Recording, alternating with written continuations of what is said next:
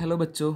आज हम पढ़ने वाले हैं एक बहुत इम्पोर्टेंट चैप्टर है ऑर्गेनिक केमिस्ट्री का, यानी क्लास 12th पार्ट 2 का फर्स्ट चैप्टर है halo alkane and hello arenes.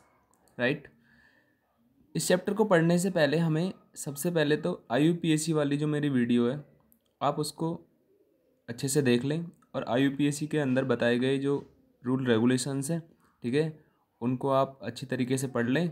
और जो भी कुछ एग्जाम्पल दिए हुए हैं या जो भी कुछ एग्जाम्पल आप अपनी नोटबुक से कर सकते हैं उस IUPAC की वीडियो को देखने के बाद, ठीक है, अच्छी तरीके से उन एग्जाम्पल्स को आप सॉल्व कर लें। जितने ज़्यादा आप IUPAC को सॉल्व करेंगे, जितनी ज़्यादा आप IUPAC सॉल्व करेंगे, आपको चैप्टर उतना ही ज़्यादा समझ में आएगा। राइट। एक छोटी सी बात तो आपको ये ध्यान रखनी है और हम स्टार्ट करते हैं halo alkane and hello arenes. Right.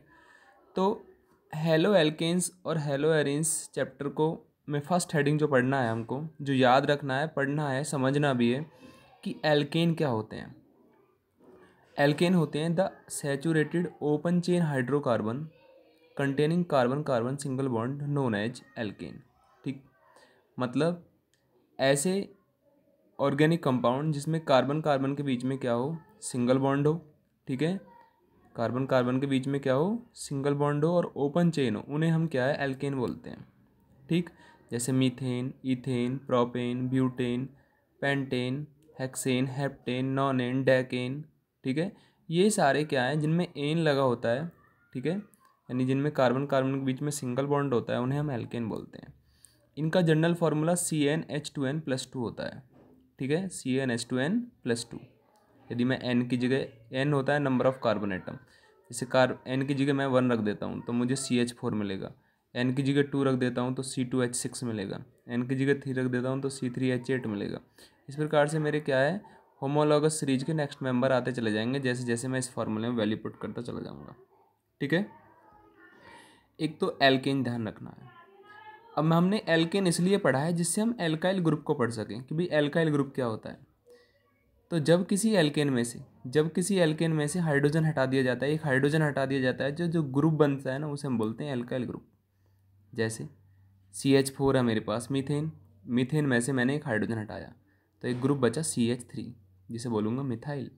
Methane में से H हटाया तो मिथाइल बना। एल्केन में से H हटा रहा है तो एल्काइल ग्रुप। एल्काइल मतलब एक जर्नल नेम है, उसमें मिथाइल फर्स्ट है, इथाइल सेकंड है। ऐसे ही ईथेन में से मैं क्या काम करूँगा, एक हाइड्रोजन हटाऊँगा तो इथाइल बनेगा। ठीक, ये इथाइल बन गया। ऐसे ही प्रोपेन में से हटाऊँगा तो प्रोपाइल बनेगा। ठीक है, ब्यूटेन में से हटाऊँगा तो ब्यूटाइल बनेगा।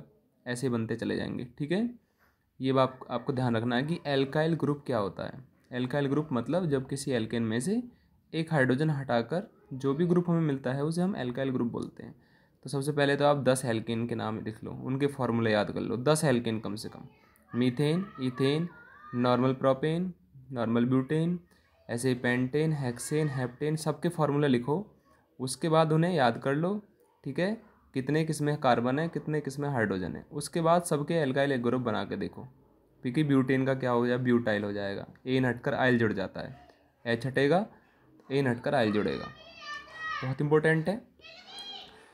अब हमें हेलो एल्केन और एल्काइल हेलाइड पढ़ना है। ये हमारी पहली डेफिनेशन है, चैप्टर का नाम ही हेलो एल्केन है। सबसे पहली बात तो हेलो एल्केन को आप एल्काइल हेलाइड कह सकते हैं। एल्काइल हेलाइड उसे कॉमनली बोलते हैं भाई, कॉमनली एल्काइल हेलाइड मतलब कॉमन नेम उसका एल्काइल हेलाइड है और IUPAC नेम उसका हेलो एल्केन है। और ये भी जर्नल नेम है, जर्नल बोलते हैं, जो हर के लिए वैलिड होंगे, लेकिन सबके अपने अपने नाम होते हैं, लेकिन उनके लिए क्या एक जर्नल नेम ये लिखा जा सकता है। अब क्या होते हैं हेलो एल्केन, तो when hydrogen atom of an aliphatic hydrocarbon, aliphatic मतलब open chain hydrocarbon, replace by hydrogen atom such as fluorine, chlorine, bromine या फिर आयोडीन। भाई हेलोजन कौन होते हैं, फ्लोरीन, क्लोरीन, ब्रोमीन और iodine, to form compound known as haloalkane. मतलब जब किसी एलिफेटिक ओपन चेन हाइड्रोकार्बन का, ठीक है, अब चाहे वो डबल बॉन्डेड हो, चाहे वो ट्रिपल बॉन्डेड हो, चाहे वो सिंगल बॉन्डेड हो, चाहे एल्केन हो, एल्कीन हो या एल्काइन हो, कोई भी हो, लेकिन होना चाहिए एलिफेटिक हाइड्रोकार्बन होना चाहिए, यानी ओपन चेन हाइड्रोकार्बन होना चाहिए। जब उसका एक हाइड्रोजन रिप्लेस हो जाता है किसी हेलोजन से, और हेलोजन कौन होते हैं, फ्लोरीन, क्लोरीन, ब्रोमीन और आयोडीन। जब उसका के एक हाइड्रोजन एटम, ये हो सकता है एक से ज़्यादा हाइड्रोजन एटम भी उसके द्वारा रिप्लेस हो जाते हैं किसी हेलोजन एटम से। और हेलोजन एटम सब बच्चे पढ़ लो कि हेलोजन कौन होते हैं। हेलो का मतलब होता है सॉल्ट, जन मतलब जनरेटर। ऐसे एलिमेंट जो सॉल्ट फॉर्मेशन में हेल्प करते हैं या जो सॉल्ट के कंपोनेंट होते हैं। और सॉल्ट किस में होता है? Fluorine, chlorine, bromine, iodine. ये हमारे पास जैसे सोडियम क्लोराइड हो गया सॉल्ट है, सोडियम ब्रोमाइड हो गया सॉल्ट है। तो ये सॉल्ट जनरेटर होते हैं, इसलिए हेलोजेंस बोलते हैं इनको। तो फ्लोरीन, क्लोरीन, ब्रोमीन, आयोडीन ये हेलोजेंस होते हैं। इन्हें रट लो, आप अच्छी तरीके से पढ़ लो। हेलोजन कभी भी पूछे बता दो सर फ्लोरीन, क्लोरीन, ब्रोमीन और आयोडीन हेलोजन होते हैं। 17 ग्रुप के एलिमेंट हैं, ठीक है। तो जब किसी एल्केन से एक हाइड्रोजन हटता है या एक से ज़्यादा हाइड्रोजन हटते हैं और उसके स्थान पर कोई हेलोजन आप ऐड कर देते हो, तो बनने वाला जो ग्रुप आएगा, जो बनने वाला कंपाउंड होगा, यदि ये एल्केन है तो मैं इसे हेलो एल्केन बोलूँगा। यदि ये मीथेन है तो इसे क्लोरोमीथेन बोलूँगा। क्लोरोमीथेन मतलब हेलो एल्केन। और इसको मिथाइल क्लोराइड भी बोल सकते हैं, इसका मतलब एल्काइल हैलाइड भी इसको बोल सकते हैं। ये कॉमन नेम है, ये IUPAC नेम है, ठीक है, राइट। ये आपको ध्यान रखना है कि हेलो एल्केन क्या होंगे कि जब किसी एल्केन में से, ठीक है ना, जब किसी एल्केन में से, या फिर वो एल्केन क्या भी, वो क्या हो सकता है? एलिफेटिक हाइड्रोकार्बन हो सकता है, वो कोई एल्कीन भी हो सकती है, कोई एल्काइन भी हो सकती है, ठीक है। जब हम उसमें से क्या है, हाइड्रोजन, उसका एक हाइड्रोजन एटम हटाएंगे और उससे क्या जोड़ेंगे हम? कोई हेलोजन एटम जोड़ेंगे, तो बनने वाला कंपाउंड हमारा हेलो एल्केन होगा, ठीक है ना। तो ये हमारा एक हेलो एल्केन है, ठीक है। दूसरा, अब हमारे पास नॉर्मल प्रोपेन है। नॉर्मल प्रोपेन में से मैंने एक हाइड्रोजन हटाया, किसी भी कार्बन से हटा सकते हो, इससे, इससे या इससे, और आप ब्रोमीन जोड़ रहे हो, तो इसका मतलब है आपने 1 ब्रोम प्रोपेन बनाया। तो ये भी हमारा क्या हो गया? एक हेलो एल्केन हो गया। नोट में ध्यान रखना है, in haloalkane the halogen atom attach to the sp3 hybridise carbon atom of an alkyl group. अब इसमें एक बात ध्यान रखनी है कि हेलो एल्केन में जो है, हेलो एल्केन के अंदर क्या है कि जो हमारा हेलोजन एटम है, जो हमारा हेलोजन एटम है वो किससे जुड़ा रहेगा? वो जिस कार्बन से जुड़ा रहेगा वो कार्बन 4 सिंगल बॉन्ड से जुड़ा होना चाहिए, क्योंकि हाइड्रोजन भी सिंगल बॉन्ड बनाता है। तो 2 सिंगल बॉन्ड तो ये हो गए, एक इससे हो गया, एक इससे हो गया, तो टोटल हो गया हमारे पास 4 सिंगल बॉन्ड। 4 सिंगल बॉन्ड में हाइब्रिडाइजेशन आता है sp3, ठीक है। जैसे कि मैंने यहाँ पे दिखाया कि 4 सिंगल बॉन्ड है, 1 2 और 2 हाइड्रोजन से। तो sp3 हाइब्रिड कार्बन से जुड़ा होता है हेलो एल्केन के अंदर, ठीक है ना। जो हमारा हेलोजन होता है, जिस कार्बन से जुड़ा होता है वो sp3 हाइब्रिड होता है। ये आपको ध्यान रखना है, ओके। अभी हमने हेलो एल्केन के बारे में पढ़ा, अब हम पढ़ेंगे दूसरा हेडिंग है हेलो एरीन और एराइल हैलाइड। हेलो एरीन किसको बोलेंगे कि when hydrogen atom of an aromatic hydrocarbon. अब की बार हम जो है एरोमेटिक हाइड्रोकार्बन से हाइड्रोजन एटम को हटाएंगे, रिप्लेस बाय हेलोजन एटम। और एरोमेटिक हाइड्रोकार्बन बेंजीन होगा, ये ध्यान रखना। एरोमेटिक हाइड्रोकार्बन कौन होगा? बेंजीन, ठीक है।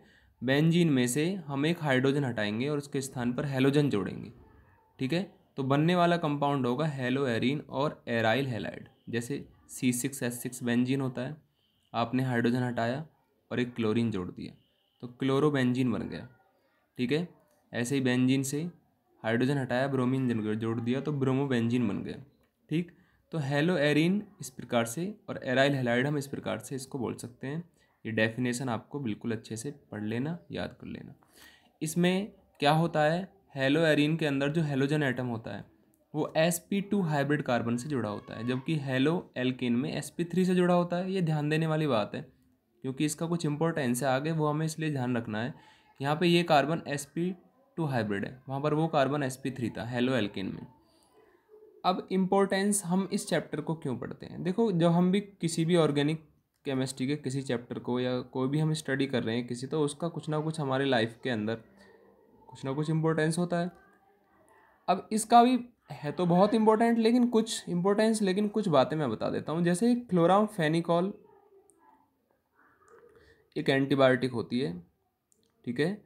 एक एंटीबायोटिक क्लोरामफेनिकॉल होती है जो क्लोरीन डेरिवेटिव है। ये क्लोरीन डेरिवेटिव एंटीबायोटिक है, ठीक है। और ये ब्रॉड स्पेक्ट्रम एंटीबायोटिक है, हर प्रकार के फंगस या बैक्टीरियल इन्फेक्शन में हेल्प करती है, ठीक है ना। यानी बैक्टीरिया को की ग्रोथ को रोकती है, ठीक है, क्लोरामफेनिकॉल। और ये ओपन मार्केट के अंदर भी मौजूद होती है, मेडिकल स्टोर पे मिल जाती है, ठीक है। क्लोरामफेनिकॉल ये 1 रुपये का पिंचर टाइप आता है, पिंचर बोलते हैं उसे नॉर्मल भाषा में, ठीक है ना। हाँ, ब्राउन कलर का सा होता है, तो उसमें ये क्लोरामफेनिकोल ड्रग होती है। थायरॉक्सिन एक आयोडीन डेरिवेटिव हार्मोन है जो हमारी थायराइड ग्लैंड के अंदर प्रिपेयर्ड होता है, ठीक है। और आयोडीन की कमी से थायरॉक्सिन कम बनने लगता है तो थायराइड ग्लैंड फूल जाती है, जिससे गोइटर हो जाता है, जिसे बोलते हैं हम घेंगा। एक क्लोरोक्वीन होती है। क्लोरोक्वीन एक ऐसी दवाई है जो मलेरिया के ट्रीटमेंट में यूज होती है। वो क्लोरीन डेरिवेटिव है, क्लोरीन डेरिवेटिव, ठीक है। ये सिंकोना एक पौधा होता है, उसकी जो बार्क होती है, उसके तने की जो बार्क होती है, स्टेम बार्क, उससे ऑब्टेंड की जाती है, ठीक है ना, क्लोरोक्वीन। उसके बाद हमारे पास क्या है, उसे एक्चुअल में क्विनैन बोलते हैं अब नॉर्मल भाषा में, लेकिन उसका डेरिवेटिव है chloroquine. Halothane used in anaesthetic in surgery. कुछ ऐसे हमारे पास हेलोजन डेरिवेटिव हैं जो एनेस्थेटिक्स की तरह यूज किए जाते हैं, यानी सर्जरी में क्या है, बॉडी ऑर्गन को सुन्न करने के लिए क्या है यूज किए जाते हैं उन्हें, वो हमारे हेलोथेन यानी इसी चैप्टर से रिलेटेड कंपाउंड है। ये आपको ध्यान है, कुछ पॉइंट मैंने आपको बता दिए थे, लेकिन इसमें बहुत सारे पॉइंट हैं जिनको आप पढ़ सकते हैं, जो हमारे लिए बहुत इंपॉर्टेंट है। ये तो हो गया इसका हेलो एल्केन हेलो एरीन्स के बारे में और इम्पोर्टेंस। अब यदि हम एक क्लासिफिकेशन की बात करें कि भाई क्लासिफिकेशन की बात करें हेलो एल्केन और हेलो एरीन्स का, तो इसका क्लासिफिकेशन हम कैसे कैसे कर सकते हैं। सबसे पहले on the basis of number of halogen atom, halogen atom के नंबर के बेस पर। अब हेलोजन एटम के नंबर के बेस पर ये 3 प्रकार के होते हैं, जैसे मोनो हेलो एल्केन, ऐसे एल्केन जिसमें केवल एक, या मोनो हेलो एरीन, ऐसे हेलो एल्केन या हेलो एरीन जिसमें केवल एक हेलोजन एटम अटैच हो। डाई हेलो एल्केन और डाई हेलो एरीन, ऐसे हेलो एल्केन और हेलो एरीन जिसमें 2 हेलोजन एटम अटैच्ड हो। पॉली हेलो एल्केन और पॉली हेलो एरीन जिसमें 2 से ज़्यादा हेलोजन एटम अटैच्ड हो। उसमें 3 है तो ट्राई हेलो एल्केन हो जाएगा या ट्राई हेलो एरीन, 4 है तो टेट्रा हेलो एल्केन और टेट्रा हेलो एरीन। ये आपको ध्यान देना है, ठीक है। नेक्स्ट देखते हैं, मोनो हेलो एल्केन और मोनो हेलो एरीन किसको बोलेंगे। अभी मैंने वैसे बता दिया है कि द हेलो एल्केन और hello arene containing only 1 halogen atom, उन्हें बोलते हैं मोनो हेलो एल्केन और मोनो हेलो एरीन। जैसे ये क्लोरोइथेन लिखा मैंने, 1 क्लोरोइथेन, केवल एक हेलोजन एटम जुड़ा हुआ है, इसमें भी एक हेलोजन एटम, तो 1 क्लोरो बेंजीन हो जाएगा। अब मोनो हेलो एल्केन और मोनो हेलो एरीन को फर्दर डिवाइड किया जाता है हाइब्रिडाइजेशन के बेस पर, कि हेलोजन जिस कार्बन से जुड़ा हुआ है उस पर हाइब्रिडाइजेशन कितना है। अब यदि उस पर sp3 हाइब्रिडाइजेशन है, हेलोजन जिस कार्बन से जुड़ा हुआ है उस पर sp3 हाइब्रिडाइजेशन है, तो फिर इनको 3 कैटेगरी में डिवाइड किया गया है। पहला एल्काइल हैलाइड और हेलो एल्केन, यानी जब हमारा क्या है halogen atom directly alkyl group से जुड़ा हो। एल्काइल ग्रुप मतलब एल्केन में से हाइड्रोजन हटाकर जो ग्रुप बचता है, ठीक है। जैसे ये इथाइल ग्रुप बचा, इससे हेलोजन जुड़ा हुआ है, तो ये कार्बन sp3 है, ये कार्बन sp3 है, ये कार्बन sp3 है, ये कार्बन जो है वो sp3 हाइब्रिड है, ठीक है। तो हेलोजन sp3 हाइब्रिड से जुड़ा हुआ है, तो इसको फिर एल्काइल हैलाइड या हेलो एल्केन बोलेंगे। अब एल्काइल हैलाइड को फिर प्राइमरी हम 3 प्रकार से डिवाइड कर सकते हैं, प्राइमरी, सेकेंडरी और टर्सरी। देखो प्राइमरी क्या है, सेकेंडरी क्या है, टर्सरी क्या है, ये बहुत इंपॉर्टेंट है कि इनको हम पहचानेंगे कैसे। हमें केवल वो देखना है कि हेलोजन जिस कार्बन से जुड़ा हुआ है वो कार्बन कितने से जुड़ा हुआ है। यदि मेरे पास ये कार्बन है, क्योंकि इसी कार्बन से हेलोजन जुड़ा हुआ है, तो ये कार्बन कितने और कार्बन से अटैच्ड है। तो ये कार्बन केवल एक कार्बन से अटैच्ड है, तो इसका मतलब है इसको हम प्राइमरी बोलेंगे। यदि ये कार्बन हमारा 2 कार्बन से अटैच्ड है, जब 2 कार्बन से जोड़ूंगा तो एक हाइड्रोजन को कम कर दूंगा, क्योंकि कार्बन के मैक्सिमम बॉन्ड 4 होते हैं, तो फिर ये सेकेंडरी बोला जाएगा। मतलब पहचानने का तरीका देख लेंगे, ठीक है, कि जिस कार्बन से हमारा हेलोजन जुड़ा हुआ है, ठीक, वो हमारा कितने कार्बन से जुड़ा हुआ है। तो 1 से जुड़ा हुआ है तो प्राइमरी, 2 से जुड़ा हुआ है तो सेकेंडरी, और यदि वो 3 से जुड़ा हुआ है, देखो 1 2 3 से जुड़ा हुआ है, तो फिर उसको बोलेंगे हम टर्सरी। ये इतना इम्पोर्टेंट है कि आपको आना चाहिए कि कौन प्राइमरी है, कौन सेकेंडरी है और कौन टर्सरी है। इसको एक बार और देख लेंगे कि भाई ये क्या है, इसका मतलब क्या है, ठीक है, और अच्छी तरीके से इसको पढ़ लेंगे। दूसरा है एलाइलिक हैलाइड्स। पेपर में बिल्कुल ऐसे ही आएगा। पेपर में आपको एक एग्जाम्पल दे देगा और उस एग्जाम्पल को आपसे पूछेगा कि ये किस प्रकार का क्या है, एल्काइल हैलाइड है, ये एल्काइल हैलाइड है, एलाइलिक हैलाइड है, या कौन सा हैलाइड है, जो भी हम आगे पढ़ेंगे। तो एलाइलिक कब बोलेंगे, किसी चीज़ को एलाइलिक कब बोलेंगे? The compound in which halogen atom is bonded to an sp3 hybrid carbon atom adjacent to carbon carbon double bond. ठीक है, मतलब कार्बन कार्बन बॉन्ड के नज़दीक वो कार्बन जो sp3 हाइब्रिड हो और उससे हेलोजन एटम जुड़ा हो। ठीक है, तो समझ जाना वो हमारा एलाइलिक कंडीशन कहलाती है, यानी एलाइलिक हैलाइड्स कहलाता है। या तो ऐसे कह देंगे, या फिर हेलोजन जिस कार्बन से जुड़ा हुआ है वो तो sp3 होना चाहिए और उससे अगला वाला कार्बन डबल बॉन्ड से जुड़ा होना चाहिए, तब उसे एलाइलिक हैलाइड्स बोला जाएगा। नाम 2 ब्रोमोप्रोपीन हो जाएगा, क्योंकि नाम इधर से 1 2 3, क्योंकि फंक्शन ग्रुप इधर डबल बॉन्ड इधर पास पड़ रहा है, तो हो जाएगा 2 ब्रोमोप्रोपीन। ठीक, अब ये भी हमारा एलाइलिक कंडीशन ही है, क्योंकि हेलोजन एटम तो इससे जुड़ रहा है, ये तो sp3 है ये कार्बन तो, और इससे अगला वाला कार्बन डबल बॉन्ड से जुड़ा हुआ है, तो इसलिए इसको क्या बोलेंगे? एलाइलिक हैलाइड बोलेंगे। ये भी एलाइलिक हैलाइड है, ये भी एलाइलिक हैलाइड है। पेपर में ऐसा ही आएगा कि भाई एक एग्जाम्पल ये दे देगा, एक किसी और का दे देगा, और उनमें से पूछेगा भी एलाइलिक कौन सा है। तो एलाइलिक के ध्यान रखना, हेलोजन जिस कार्बन से जुड़ा हुआ है उससे अगला वाला कार्बन डबल बॉन्ड से जुड़ा होना चाहिए, उसे हम एलाइलिक हैलाइड्स कहते हैं। ठीक है, इसमें अगला है हमारा बेंजाइलिक हैलाइड्स। बेंजाइलिक हैलाइड्स किसको बोलेंगे? ऐसे compound in which halogen atom is bonded to the sp3 hybrid carbon atom which attach to the benzene ring. मतलब हेलोजन एटम तो जिस कार्बन से जुड़ा हुआ है वो sp3 होना चाहिए और वो कार्बन फिर बेंजीन रिंग से जुड़ा होना चाहिए, तब उसको बेंजाइलिक हैलाइड्स बोलते हैं। तब इसको क्या बोलते हैं? Benzylic halides.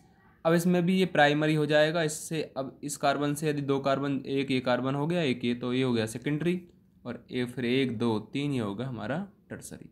तो ये हमारा बेंजाइलिक हैलाइड्स, हम इसको ऐसे पढ़ सकते हैं।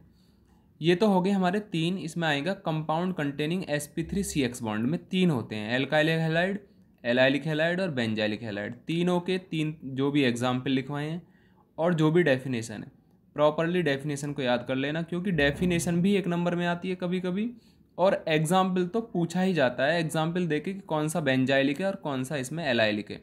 ठीक है, तो ध्यान रखना, डेफिनेशन प्लस एग्जाम्पल अच्छे से पढ़ लेना, तो जिससे कि हम क्या है पेपर में आने वाले क्वेश्चन को हल कर सकते हैं, सॉल्व कर सकते हैं।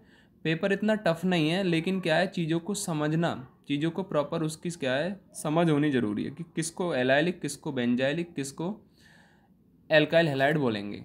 अब इसका दूसरी कैटेगरी है, एक तो वो कंपाउंड जिसमें carbon halogen bond, carbon halogen जिस कार्बन से जुड़ा है वो sp3 होना चाहिए। एक वो होते हैं जिसमें कार्बन हेलोजन जिस कार्बन से जुड़ा है वो sp2 होना चाहिए, वो कार्बन sp2 हाइब्रिड होना चाहिए। उसमें पहला आता है विनाइलिक हैलाइड्स। अब ये विनाइलिक हैलाइड्स क्या होता है, या इसको वाइनिलिक हैलाइड्स भी बोल देते हैं, वाइनिलिक हैलाइड्स बोल दो। ठीक है, तो ये वो कंपाउंड होते हैं या in which the halogen atom is bonded to a sp2 hybridise carbon atom of a carbon carbon double bond.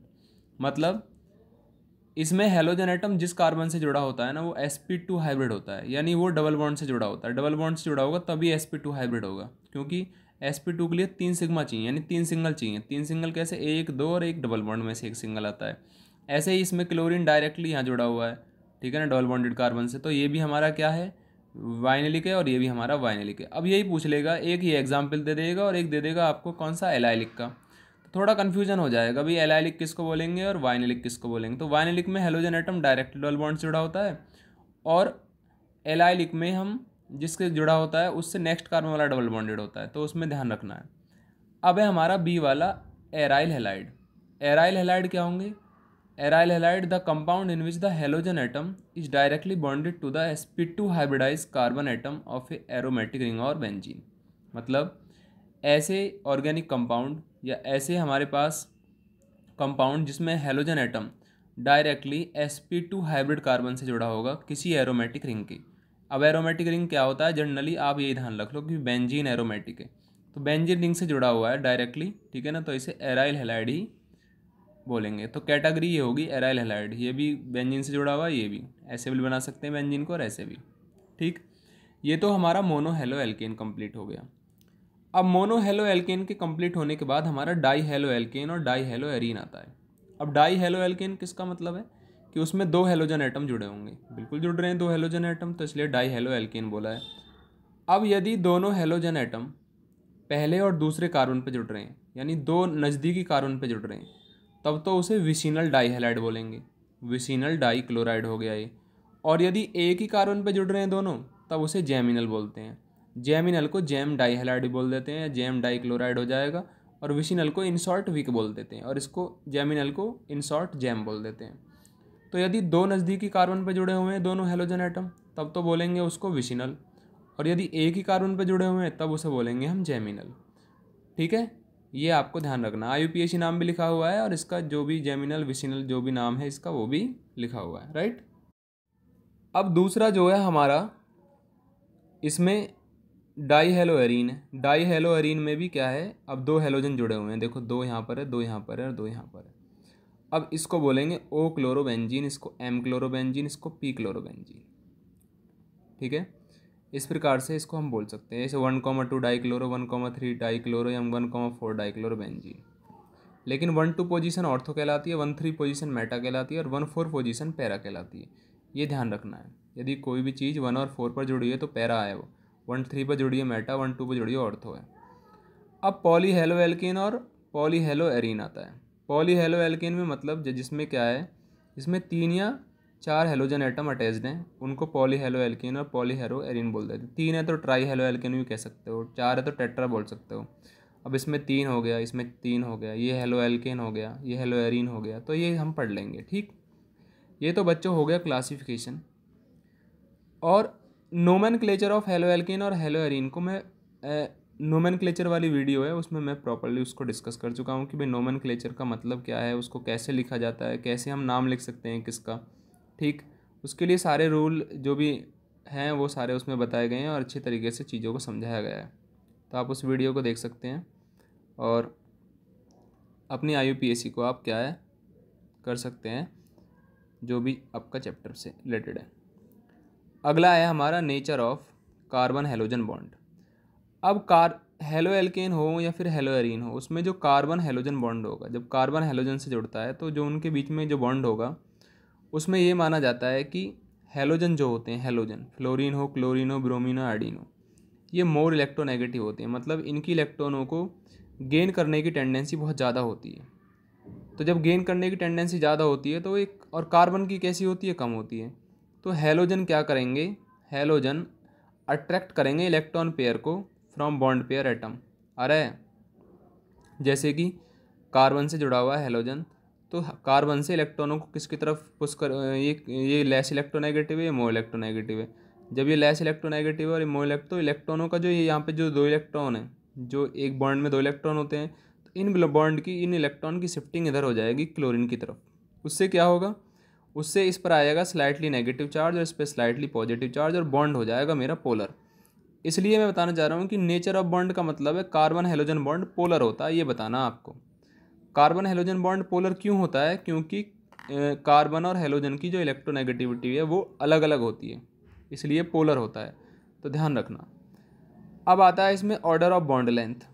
Order of bond length, यदि हमारे पास कार्बन हेलोजन बॉन्ड है और हमारे पास कार्बन तो सेम है लेकिन हेलोजन अलग अलग हेलोजन जुड़े हुए हैं, तो जो बॉन्ड लेंथ होगी सबसे ज़्यादा CH3I की होगी, क्योंकि I सबसे बड़े साइज का है, लेस इलेक्ट्रोनेगेटिव है, तो बॉन्ड लेंथ ज़्यादा होगी। ये छोटा है, मोर इलेक्ट्रोनेगेटिव है, तो बॉन्ड लेंथ कम होगी। इसमें अट्रैक्शन ज़्यादा रहेगा, इसमें अट्रैक्शन कम रहेगा, तो बॉन्ड लेंथ ज़्यादा, इसमें बॉन्ड लेंथ कम।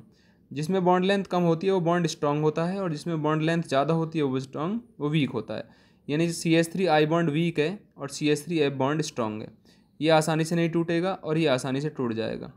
ठीक है, बिकॉज ऑर्डर ऑफ इलेक्ट्रोनेगेटिविटी जो होती है उसका रीजन जो है वो है because the order of electronegativity decrease in order fluorine chlorine सबसे कम होती है I की, जिससे क्या होगा, अट्रैक्शन फोर्स डिक्रीज हो जाएगा, तो बॉन्ड लेंथ इंक्रीज हो जाएगी। ठीक है, इसलिए CH3I की जो बॉन्ड लेंथ है वो ज़्यादा है और CH3F की बॉन्ड लेंथ कम है। जिसकी बॉन्ड लेंथ कम होती है उसकी बॉन्ड स्ट्रेंथ ज़्यादा होती है, ये ध्यान रखना।